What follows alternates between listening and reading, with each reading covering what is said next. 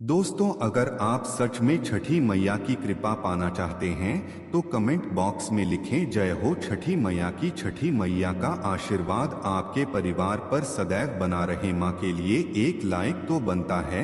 मैं छठी मैया की सौगंध दिखाता हूँ, मैं दाज्ञान गुरु छठी मैया की सौगंध खाता हूँ। यदि आपने छठ पूजा में यह कार्य कर लिया, ये उपाय कर लिया, तो आपको दुनिया की कोई भी ताकत करोड़पति होने से रोक नहीं पाएगी। दाज्ञान गुरु चैनल भी एक कार्य जरूर करता है, और छठ पूजा में, छठ व्रत में ये गलती कभी मत करना दोस्तों। छठ पूजा में छठी मैया को ये 3 चीजें कभी मत चढ़ाना। भूल कर भी ऐसी छठ पूजा कभी मत करना, घोर पाप लगता है और व्रत टूट जाता है। छठी मैया क्रोधित हो जाती है। दोस्तों, आगे बढ़ने से पहले हमारे चैनल को दाज्ञान गुरु इसको जरूर सब्सक्राइब करें और इस बेल आइकन को दबाना ना भूलें। दोस्तों, हिंदी पंचांग के अनुसार छठ हर वर्ष कार्तिक मास के शुक्ल पक्ष की सृष्टि यानी छठी तिथि पर मनाया जाता है।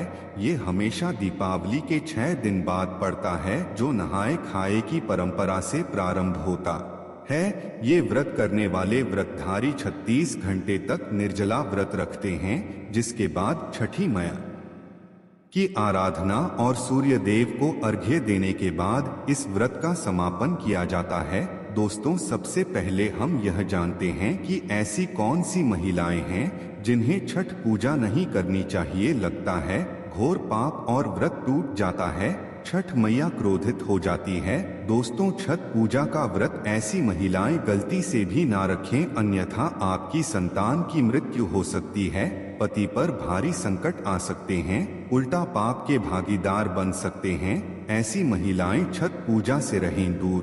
दोस्तों, कार्तिक मास की षष्ठी को छठ मनाई जाती है।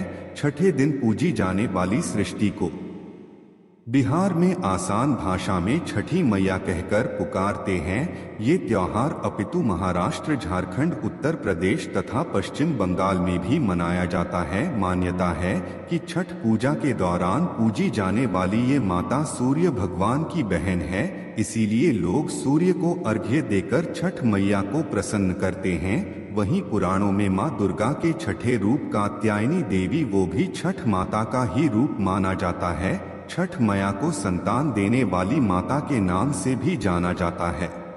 मान्यता है कि यह पर्व संतान के लिए मनाया जाता है, खासकर वो जोड़े जिन्हें संतान की प्राप्ति नहीं हुई है तो वो छठ का व्रत रखते हैं। वहीं सभी अपने बच्चों की सुख शांति के लिए छठ मनाते हैं।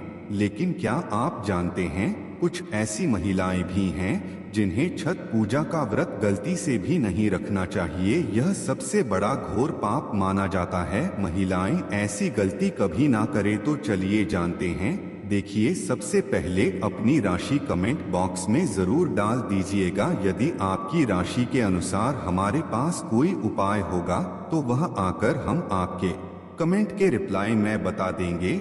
और हाँ, एक लाइक जरूर करें। जय हो छठी मैया की। दोस्तों, शास्त्रों के अनुसार जो लोग अधूरी शादी करते हैं वो शास्त्र का अपमान करते हैं। अधूरी शादी जैसे कि कोर्ट मैरिज और शादी के बिना ही संतान की उत्पत्ति कर देना सबसे बड़ा पाप है। ऐसे में छठ पूजा का व्रत ऐसे लोगों को अपनी संतान के लिए कभी नहीं रखना चाहिए, क्योंकि आपने हिंदू रीति रिवाजों के अनुसार 7 फेरे नहीं लिए हैं। और वहीं बिन शादी के जब ऐसे लोग साथ में रहते हैं तो समाज में ऐसा रिश्ता कलंकित होता है। दोस्तों, बहुत से लोग ऐसे हैं जो भागकर शादी करते हैं और परिवार को दुखी कर देते हैं, माता पिता को समाज में कलंकित कर देते हैं, माता पिता को रुलाते हैं, परिवार को रुलाते हैं, समाज को बदनाम करते हैं। ऐसे लोग पूरे जनजीवन समस्त संसार के लिए श्रापित है। देखिए, परिवार को रुलाकर हमेशा रिश्ते अनर्थ ही होते हैं, रिश्ते जुड़ते नहीं हैं। इसीलिए जो लोग भागकर शादी करते हैं और कोर्ट मैरिज कर लेते हैं, 7 फेरे नहीं लेते हैं, हिंदू रीति रिवाज के साथ शादी नहीं करते, विवाह नहीं करते, तो उनके लिए यह व्रत उचित नहीं है। 7 फेरे का मतलब होता है आपने अग्नि देव का आशीर्वाद लिया, 33 कोटि देवी देवता का आशीर्वाद लिया, माँ बाप का आशीर्वाद लिया, परिवार का आशीर्वाद लिया, समाज को सम्मान दिया, मतलब अब आप पूज्य योग्य है। आप भगवान की सेवा कर सकते हैं। आप कोई भी व्रत आदि घमंड के साथ कर सकते हैं। यदि जिस स्त्री को हल्दी ना लगी हो, जिससे पुरुष को हल्दी ना लगी हो, ऐसा विवाह भी अशुभ होता है। शादी में हल्दी अवश्य लगाना चाहिए, तभी ही आप व्रत आदि रख सकते हैं, पूजा पाठ कर सकते हैं, किसी भी मांगलिक कार्य में आप शामिल हो सकते हैं। इसीलिए ऐसी स्त्री किसी भी धार्मिक कार्य में तभी सफल व शामिल हो सकती है जब वो अग्नि के साथ फेरे ले ले। ऐसी शादी को ही शास्त्रों में सर्वश्रेष्ठ माना जाता है। ऐसे में अगर आपकी अधूरी शादी है तो आप छठ पूजा कभी ना करें। आपके ऐसा करने से छठी मैया का अपमान माना जाएगा और आपको पाप लग सकता है। दोस्तों, शास्त्रों के अनुसार इस व्रत को सच्चे मन से रखना चाहिए। अगर कोई महिला शौक में यानी बेमन से इस व्रत को रखती है तो उसके पति या संतान की मृत्यु या उन पर कष्ट आ सकते हैं। सच्ची श्रद्धा के साथ छठ पूजा का व्रत रखना चाहिए। इस व्रत के सफल होने से संतान सुख की प्राप्ति होती है, संतान को कष्ट कभी नहीं आते। छठी मैया करती है रक्षा, घर परिवार होता है खुशहाल। जो लोग छठ पूजा करते हैं तो छठी मैया उनके इर्द गिर्द, उनके घर के आसपास सदैव घूमती रहती हैं, उनकी रक्षा करती हैं, उनकी संतानों की रक्षा करती है। जो बास महिलाएं हैं उन्हें संतान सुख की प्राप्ति देती है, लेकिन सच्चे हृदय से ही माता को पुकारा। दोस्तों, छठ पूजा करने से सैकड़ों युगों के फल की प्राप्ति होती है। परिवार में सुख समृद्धि धन की प्राप्ति होती है। छठी मैया की पूजा से सभी मनोकामनाएं होती है पूरी। वहीं कुंवारी कन्याएं और पुरुष भी छठ पूजा कर सकते हैं। छठ पूजा का फल कई लाख गुना प्राप्त होता है। इससे व्यक्ति के सभी पाप खत्म हो जाते हैं और सुख समृद्धि की प्राप्ति होती है। छठ पूजा का व्रत पूरा करने से स्वयं छठी मैया आपके पूरे घर की रक्षा करती है। दोस्तों, अब ये भी जान लेते हैं कि छठ मैया को ऐसी कौन सी 3 चीजें हैं जो नहीं चढ़ानी चाहिए, भयंकर पाप लगता है। दोस्तों, नंबर 1, सूर्य भगवान को अर्घ्य देने के लिए तांबे का लोटा ही प्रयोग करें, लेकिन भूलकर भी चांदी, स्टील, शीशा और प्लास्टिक के बर्तन से अर्घ्य नहीं देना चाहिए, इससे टूट सकता है।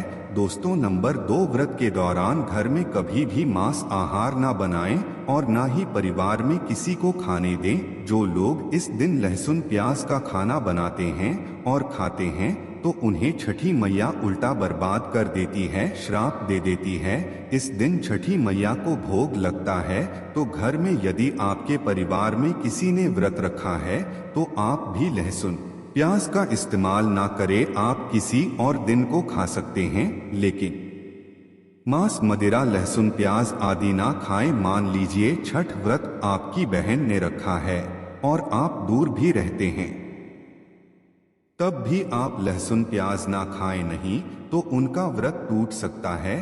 साथ ही साथ व्रत के दौरान घर में मदिरा आदि या धूम्रपान भी नहीं करना चाहिए। दोस्तों, नंबर 3, छठी मैया का प्रसाद बहुत ही शुद्धता के साथ बनाया जाता है।